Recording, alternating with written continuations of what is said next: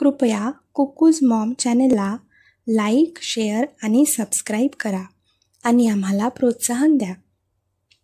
नमस्कार मित्रांनो, आज आपण गोष्ट ऐकूया ससा व कासवाची. एका रानात ससा आणि कासव राहायचा. ससा नेहमी कासवासमोर बढाया मारत असे. एकदा काय झालं, ससा असाच बढाया मारत असताना कासवाला म्हणाला, माझ्या चपळतेसमोर तू तर काहीच नाही आहेस.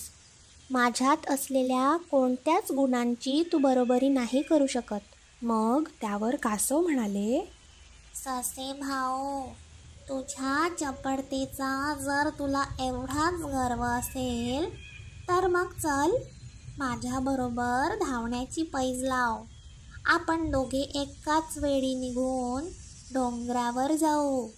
जर माझ्या आधी तू तिथे पोहोचलास तर मी तुला बक्षीस देईल, आणि जर मी आधी पोहोचलो तर तू मला बक्षीस देणार, आणि यानंतर तुझ्या बढाया मारणे बंद करणार. बोल, आहे का मान्य?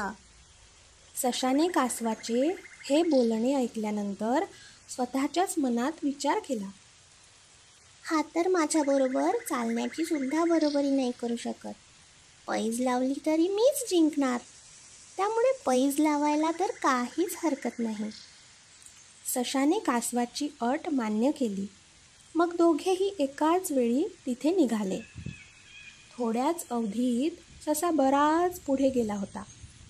कासव मात्र आपल्या संथ गतीने हळूहळू चालत होता. कासव बरेच मागे राहिलेला पाहून सशाने विचार केला, कासव तर बरेच मागे आहे, आणि आता मी पण धावून थकलो आहे. एवढे छान गाजर लागलेले आहेत समोरच्या शेतात. वा, भूक पण लागलेली आहे. थोडेसे गाजर खाऊन थोड्या वेळ झाडाखाली आराम करतो, आणि मग ताजेतवाने होऊन डोंगरावर धावत जातो. म्हणजे कासवाच्या कितीतरी आधी मी डोंगरावर पोहोचून जाईल.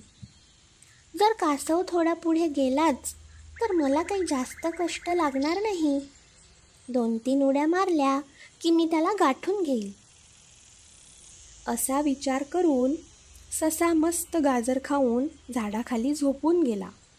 थोड्या वेळातच त्याला गाढ झोप लागली व तो घोरूही लागला. तेवढ्या वेळात कासव मंद गतीने चालत चालत सशाच्या पुढे निघूनही गेले, आणि थोड्या वेळाने ते डोंगरावर पोहोचले सुद्धा. तरीही ससा मस्त झाडाच्या सावलीत निवांत झोपूनच होता. जेव्हा सशाला जाग आली तेव्हा सशाला कासव दिसेच ना. त्याला वाटले कदाचित तो मागे असेल किंवा पुढे गेला असेल थोडा. मग उड्या मारत जोरात ससा डोंगराकडे जायला निघाला. तिथे पोहोचल्यावर बघतो तर काय, कासव डोंगरावर पोहोचले सुद्धा. ते बघून सशाला स्वतःचीच लाज वाटली. म्हणून स्वतःच्या कोणत्याच गोष्टीवर गर्व करू नये. प्रत्येकाकडे काहीतरी चांगला गुण असतोच. यालाच म्हणतात गर्वाचे घर खाली. धन्यवाद.